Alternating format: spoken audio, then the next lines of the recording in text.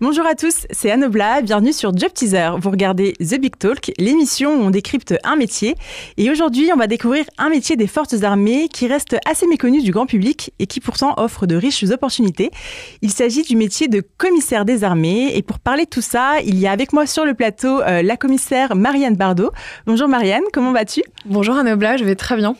Merci d'être ici aujourd'hui pour nous parler du métier de commissaire des armées. Et toi, tu es plus particulièrement chef de recrutement au corps du commissaire des armées. Est-ce que tu peux nous expliquer ce qu'est ton métier ? Bien sûr. Alors aujourd'hui, je travaille au sein de la DRH du corps des commissaires des armées et je suis en charge du recrutement des commissaires des armées. Et comme tu l'as dit, en fait, le corps des commissaires des armées, c'est un métier qui n'est pas forcément assez connu, alors que c'est un métier passionnant.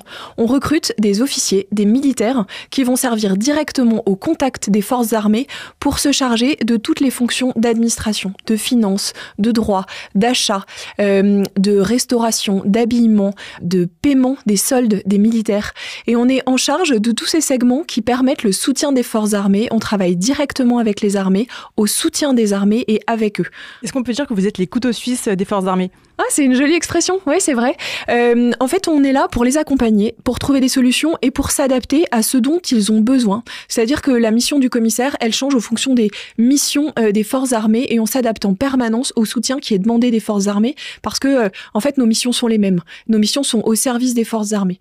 Donc, couteau suisse, c'est une expression assez jolie pour donner cette multiplicité de nos missions parce qu'effectivement, on est engagé sur toutes les missions qui peuvent contribuer au soutien des forces armées. Et donc toi, tu fais partie de l'ancrage terre, mais j'imagine qu'on peut être assigné à d'autres services. En fait, les forces armées sont multiples, c'est-à-dire que on peut servir et être d'ancrage air, d'ancrage marine, d'ancrage santé, et aussi on peut être rattaché à des services du ministère des Armées, et par exemple le service de santé des armées ou la direction générale de l'armement. Ce qui fait que, en fait, il n'y a pas deux commissaires qui ont des carrières identiques. Le fait qu'on puisse appartenir aux trois armées ou aux deux services interarmées, la DGA et le service de santé des armées, font que chaque commissaire va avoir une carrière différente de l'autre, dans des environnements différents, des métiers différents, des spécialités différentes pour lesquelles on va être formé tout au long de notre carrière. Et justement, tu parles de carrière variée. Quelle est la tienne ? Quel a été ton parcours au sein du commissariat des armées ? Alors, moi, j'ai découvert le commissariat des armées dans un IPAG parce que, en fait, j'ai préparé des concours administratifs et j'ai découvert le métier de commissaire des armées qui me donnait la possibilité de m'engager au sein des forces armées, d'être véritablement utile, tout en utilisant les études que j'avais fait à l'université. Donc, j'ai passé un concours, j'ai choisi l'ancrage terre, j'ai fait 2 ans d'école qui m'ont permis d'avoir un socle qui est commun à tous les commissaires de soutien général. J'ai servi en régiment. Et ensuite, j'ai acquis une compétence particulière en restauration collective. D'accord. Parce que les soldats mangent 3 fois par jour. Et pour un soldat français, l'alimentation, c'est hyper important. Important, oui. Et j'ai été formée. C'est-à-dire que j'ai fait du soutien général quand j'étais en régiment. Et puis après, je suis devenue spécialiste en restauration collective, en restauration militaire. Et donc, j'ai été formée pour ça. J'ai fait un master de contrôle, comptabilité et audit à l'université de Rennes, parce que j'étais affectée à Rennes à l'époque, qui m'a permis de bien comprendre les mécanismes financiers des organismes d'alimentation et de loisirs qu'on peut avoir un peu partout en France. Et puis, depuis quelques années, je travaille dans les ressources humaines. Oui. Et pour ça aussi, en fait, j'ai été formée, j'ai fait des stages, j'ai été au contact de personnes plus expérimentées que moi qui m'ont permis de monter en compétences dans cette nouvelle dominante. Et ça, c'est mon parcours à moi. Mais en fait, tous les commissaires vont après un socle commun, quand ils sont recrutés sur concours, on parlera un petit peu plus tard des modes de recrutement, mais en fait vont arriver avec un socle commun de commissaires généralistes en soutien général, et puis au fur et à mesure de leur carrière vont acquérir des compétences dans des dominantes particulières pour lesquelles ils vont être formés et qui vont exercer pendant plusieurs années sur ces dominantes-là pour devenir des spécialistes de ces dominantes. Et donc en règle générale, un commissaire a un socle commun d'administration. Et le parcours est différent pour chaque commissaire. Exactement, et il a deux dominantes, en règle générale, 2 spécialités pour lesquelles il est formé. Et il y a un réel accompagnement de ce que... Oui, on est... alors, en plus de faire du recrutement, je fais la formation. Et en fait, aujourd'hui, on a des commissaires qui sont en formation, plutôt des formations de haut niveau, dans des grandes écoles de commerce, dans des grandes universités, dans beaucoup de domaines différents. On a des gens qui font de l'audit, on a des gens qui font de l'intelligence artificielle, j'ai des gens qui font de la logistique associée à l'intelligence artificielle, parce que aujourd'hui, on a à cœur de servir les forces armées avec les meilleurs outils et ceux qui sont le plus adaptés à leurs besoins. Et donc, on va se former pour se mettre au service des armées et leur apporter le service le plus performant et le plus efficient. Et justement, tu parles de concours. Comment est-ce qu'on intègre ce métier ? Est-ce qu'il faut faire une école spécifique, passer un diplôme spécifique ? Comment ça se passe ? Alors, pour devenir commissaire des armées, il y a plusieurs voies d'accès. Il y a effectivement la voie concours. La voie concours, pour le premier concours, qui est le concours qu'on peut passer le plus jeune, à partir de Bac+3. Donc, il faut être inscrit en licence ou licence validée, mais évidemment, on peut s'inscrire jusqu'à un Master 2. Il faut avoir moins de 26 ans le 1er janvier du concours. C'est un concours dont les inscriptions sont encore ouvertes jusqu'au 10 février. Donc, c'est un concours avec 3 épreuves écrites, une épreuve de culture générale, une épreuve de notes de synthèse et une épreuve à option. Donc, soit droit public, droit privé, sciences éco, et depuis cette année, l'épreuve histoire, le concours s'ouvre aux historiens. Et après, il y a une diversité de profils. En fait, il y a une diversité de profils parce qu'on cherche des gens qui sont curieux, qui ont envie de servir leur pays. Et puis après, quand on réussit le concours, on fait 2 ans d'école. Donc en fait, quel que soit son profil, on va être formé pour devenir un administrateur. Donc ça, c'est les épreuves écrites. Il y a des épreuves orales, un entretien de motivation et de culture générale, un entretien d'anglais parce qu'on vit pas tout seul. Et puis des épreuves de sport. Il faut savoir que quand on est commissaire, on est militaire et donc en fait, on est apte à servir en tout temps, en tout lieu. Il faut être sportif et il faut se préparer à ces épreuves sportives. Donc on a une petite trentaine de places pour ce concours-là. On a un autre concours qui s'appelle le concours externe sur titre. Pour ce concours-là, il faut avoir un Master 2, donc soit en cours de validation, soit un Master 2 déjà validé. Et donc là, on recrute plutôt des profils école de commerce, école d'ingénieur, IAE, qu'on va recruter sur dossier, c'est-à-dire qu'on va sélectionner des profils et ils vont passer des oraux avec un jury qui va d'abord les interroger pendant 1 heure sur leur motivation. Et après, ils vont avoir une épreuve de spécialité. Donc en logistique, en achat, en finance, en management de projet, par exemple, en ressources humaines. Et puis, il y aura évidemment des épreuves de sport. Et pour les gens qui réussissent ces 2 concours-là, il y a donc 2 ans d'école à Salon de Provence et en sortie d'école en fonction de l'ancrage, donc terre, air, mer, santé ou DGA choisi. La formation à l'école va vraiment être adaptée pour que un marin soit en mesure d'être directement commissaire à bord de son bateau. S'il a choisi l'ancrage marine, il aura vraiment une formation spécifique avec la Marine nationale à l'école navale à Lanvéoc. Et est-ce qu'il y a un âge limite pour ce deuxième concours ? Oui, ce deuxième concours, comme il faut avoir un Master 2, l'âge limite est un petit peu plus élevé. Il faut avoir moins de 27 ans au 1er janvier de l'année du concours. D'accord. Voilà. Et alors, l'autre voie de recrutement pour devenir commissaire des armées, c'est un recrutement sur dossier qui, pour des carrières plus courtes, c'est-à-dire un recrutement sur contrat, des officiers sous contrat. Et là, on a une banque de postes qui est disponible sur notre site internet. Les gens postulent pour un poste en particulier ou pour plusieurs postes. On peut déposer plusieurs dossiers selon ses compétences. Et là, on a une première sélection sur la base du CV. Et puis après, il y a un entretien de motivation et un entretien avec l'employeur directement. Et on est affecté directement dans le premier emploi. Et il y a un passage à l'école directement après le recrutement de 4 mois. Et donc la formation est plus courte, mais simplement parce qu'on est recruté avec les compétences qui vont correspondre à notre premier poste. Et là, c'est des contrats de 4 ans. Tu me parlais d'une formation de 2 ans en école. Est-ce que tu peux m'en dire plus ?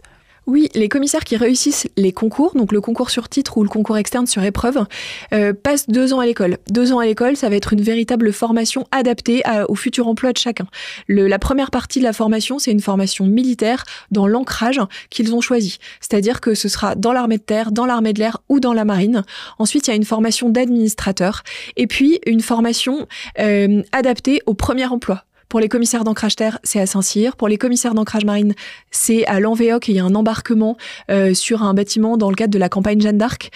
Pour les commissaires d'ancrage air, c'est à Salon de Provence. Les commissaires d'ancrage santé, ça se fait en partie à l'école du Val-de-Grâce et le HESP, l'école de la haute santé publique. Et puis pour les commissaires d'ancrage GGA, il y a une polyvalence de la formation qui permet d'aborder tous les futurs postes qu'on pourrait avoir en sortie d'école. Et donc c'est vraiment une formation qui est adaptée à l'ancrage qu'on a choisi, à ce socle commun de militarité et qui est émaillé par une forte cohésion et une création d'esprit de promotion qui est très forte qu'on crée à l'école. Le point particulier de la scolarité aussi, c'est que comme l'école est à Salon de Provence, elle a un partenariat avec l'université d'Aix-Marseille et donc tous les élèves qui sortent de l'école valident un Master 2. D'accord. Donc c'est une formation diplômante intéressante. Et tout à l'heure, tu parlais des concours et des épreuves sportives. Est-ce qu'il faut être un grand sportif pour passer ces concours et ensuite intégrer le métier de commissaire des armées ? Alors, il ne faut pas être un grand sportif pour passer les concours. En revanche, le sport est absolument inhérent au métier de militaire, au statut de militaire. Donc, c'est important de se préparer pour passer les épreuves. Mais quand on sera à l'école, en fait, on va faire du sport très régulièrement. Et puis, dans nos premières affectations jusqu'à nos dernières affectations, toute notre vie de militaire, on va faire du sport. Le sport, c'est indispensable parce que, en fait, ça permet d'avoir une bonne condition physique. Et ça permet aussi de créer des instants de cohésion. Ça permet d'aller bien. Parce qu'en fait, en règle générale, un équilibre personnel, ça repose et sur un poste intéressant, mais aussi sur un état physique général qui fait qu'on va bien et ça permet de se vider la tête. Ça permet aussi vraiment de créer de la cohésion et de créer un cadre particulier qui est de toute façon un marquant de notre métier. On fait pas un métier ordinaire. On sert au sein du ministère des Armées et donc on crée des relations particulières et le sport et la possibilité d'en faire au quotidien contribue à cet état d'esprit et à cet état d'esprit particulier. Et pour les jeunes qui nous regardent, qui seraient potentiellement intéressés mais pas vraiment sûrs encore à rejoindre le corps des commissaires des armées, est-ce qu'il y a des stages d'observation ou des choses qui sont faites pour eux pour qu'ils puissent venir observer et ensuite prendre une décision ? Alors bien sûr, on accueille des étudiants en stage d'observation, ça, il n'y a aucune difficulté, on a une banque de stages, mais surtout, on a un dispositif qui est vraiment conçu pour ces étudiants-là. À partir de Bac+2, on peut faire une année de volontaire aspirant commissaire et c'est une année de découverte du corps des commissaires des armées. On a plusieurs types de stages. On peut être soit commissaire service, c'est-à-dire engagé avec un commissaire dans tous les services des commissaires des armées, que ce soit en France ou outre-mer. Et puis on a aussi des postes de volontaires aspirants commissaires embarqués. Et là, c'est un poste de doublure du commissaire sur un bâtiment de la Marine nationale. On va être affecté sur un bateau et on va partir en mission avec le bâtiment de la Marine nationale. C'est des postes qui sont assez connus des étudiants et qui marchent bien. Et est-ce que ces postes font ensuite passerelle pour intégrer le corps des commissaires des armées ? Très souvent. Ouais. En fait, cette première expérience est assez souvent concluante. Pour nous, c'est un très bon pré-recrutement. Et puis pour les étudiants, ça permet vraiment de se rendre compte de ce que c'est que le métier de commissaire, de désacraliser un peu l'image qu'on peut avoir un peu angoissante du militaire et qui en réalité, en fait, est un métier qui est au contact, qui est au service. Et surtout, c'est un métier où on fait plein de choses. Il y a pas, ils se rendent compte très vite dans ce métier de doublure de commissaire à qui on donne véritablement des missions de commissaire, qu'il y a plein de choses à faire et qu'ils y ont souvent très largement leur place. Donc un métier où on peut vraiment s'épanouir. Exactement, dans plein de métiers différents, plein de fonctions différentes, dans plein d'endroits différents. Effectivement, il y a autant de commissaires que de carrières de commissaires et c'est ce qui fait que ce métier est très riche. Et vous recrutez vraiment différents types de profils, mais j'imagine qu'il y a des qualités communes à avoir. Quelles sont-elles ? On recrute effectivement des profils variés et avec des compétences différentes, mais le socle de base d'un commissaire, je pense que c'est la curiosité et la capacité d'adaptation. Donc, on va être formé à nos différents métiers. On va parfois être employé sur les compétences qu'on a académiques, qu'on a acquises dans un premier poste à l'université. Et puis, on peut aussi être employé sur des métiers très différents, mais pour lesquels on va être formé et accompagné. Et il faut pas oublier qu'un commissaire, c'est un militaire avec une obligation de mobilité. Ça veut dire qu'on va changer de poste régulièrement. C'est pas quelque chose qui doit faire peur parce qu'effectivement, c'est pour ça qu'une des qualités, c'est l'adaptabilité. Après, la particularité du corps des commissaires des armées, c'est qu'on est un corps de 2000 personnes. Donc finalement, on n'est pas très nombreux. Et chaque ancrage a un gestionnaire. Et avant chaque mobilité, avant chaque changement de poste, on est reçu individuellement par notre gestionnaire qui fait le point avec nous sur quelles sont tes compétences, où est-ce que tu veux aller, qu'est-ce que tu veux faire, quelle est ta situation personnelle. Et on sollicite en règle générale des mutations qui correspondent à une conjonction des trois. C'est-à-dire où est-ce que j'en suis dans mon parcours de carrière, qu'est-ce que j'ai envie de faire, quelles sont mes compétences et puis quelles sont mes contraintes personnelles. Et le fait qu'on ait un échange direct avec nos gestionnaires avant chaque mutation fait que la majorité des commissaires qui sont mutés sont très heureux de leur mutation parce que ça s'inscrit véritablement dans un parcours pro-cohérent dans lesquels ils se retrouvent parce qu'on a une vraie visibilité là-dessus. Et j'imagine qu'il y a des clichés autour du métier de commissaire des armées. Quels sont-ils ? Alors, le cliché qu'on peut avoir initialement, c'est un commissaire, c'est un administrateur. Bon, est-ce que c'est vraiment un militaire ? En fait, un commissaire, c'est d'abord un militaire. C'est un militaire, c'est un officier et c'est un commissaire en charge de l'administration. Et donc, l'administration, ça fait absolument partie de son ADN, c'est son métier, mais il le fait en étant absolument intégré au sein des forces armées. Et c'est l'objet de notre nouvelle campagne aujourd'hui. On montre cette dichotomie, on est des administrateurs, on est des spécialistes des métiers de l'administration, les finances, le droit, les achats, le contrôle de gestion, mais on est directement au soutien des forces et au plus près avec elles. Et donc, on n'est pas des administrateurs derrière un bureau, on est des administrateurs militaires engagés. Sur le terrain. Exactement. Après, un autre cliché qu'on peut avoir quand on parle du ministère des Armées, c'est la place des femmes. C'est un cliché. Parce que nous, dans le corps des commissaires des armées, les femmes représentent 1/3 du corps des commissaires et elles ont des postes à tout niveau, dans tout niveau de responsabilité et dans tous les métiers. Donc elles sont représentées partout. Hein. Exactement. Et par exemple, cette année, pour le concours de l'école de guerre, 50% des lauréats sont des femmes. D'accord. Donc en fait, il y a des postes très très intéressants pour les femmes dans le corps des commissaires. Il y a presque autant de femmes que d'hommes finalement. Alors sur des postes à responsabilité et au niveau de ce concours, oui, il y a beaucoup de femmes qui réussissent ce concours et qui ont parfaitement leur place. Tu parles d'adaptation. Quels sont selon toi les grands enjeux de ton métier justement ? Alors les enjeux du métier sont exactement ceux des forces armées. C'est-à-dire que en fait mon chef, c'est le chef d'état-major des armées qui, quand il donne ses orientations aux armées, les donne à tous ces militaires. Les commissaires des armées sont des militaires qui sont intégrés aux forces armées et qui sont au soutien des forces armées. Et donc les grands enjeux aujourd'hui sont ceux qu'on connaît pour les forces armées, c'est-à-dire que les menaces sont multiples, la nécessité d'adaptabilité est constante. Et donc nous, commissaires des armées, on se charge d'apporter le soutien nécessaire à en fait des défis changeants, des conflits changeants, des défis permanents pour que en fait les soldats puissent mener les marins, les aviateurs, les ingénieurs de la GA qui réfléchissent sur nos programmes d'armement puissent mener leur mission correctement. Et quels sont vos objectifs en matière de recrutement ? Ils sont hauts. On a des objectifs de recrutement ambitieux, tout simplement parce que les forces armées demandent des commissaires sur beaucoup de postes différents. On a vraiment des objectifs d'armement de postes qui sont élevés. Et donc moi, mes objectifs de recrutement sont importants et ils augmentent d'année en année. Et c'est important pour moi de trouver des gens volontaires et surtout qui ont envie d'avoir une expérience hors du commun. Donc, pour ceux qui nous regardent, n'hésitez pas à postuler. Hein. Il y a des postes à pourvoir. Il y a des postes exactement par les concours et par les recrutements sous contrat qui proposent des postes où on va faire un temps de formation plus court, mais qui va vraiment utiliser directement les compétences universitaires ou les premiers emplois que les gens auront pu faire avant. Et est-ce que tu aurais un dernier mot pour terminer cette émission ? Je pense qu'il ne faut pas hésiter à se renseigner sur nos métiers et à passer le pas. Parce que souvent, les gens qui viennent chez nous ont déjà eu une première expérience et cherchent du sens. Et je pense que le métier de commissaire des armées, ça a permis de mettre à la fois en pratique les compétences universitaires que les gens ont acquises. Et en même temps, il y a un sel particulier à être militaire parce qu'on est directement engagé avec les forces armées. On a un sens immédiat à notre action. On a un vrai rôle de commandement. On est des officiers. On est en charge de personnel.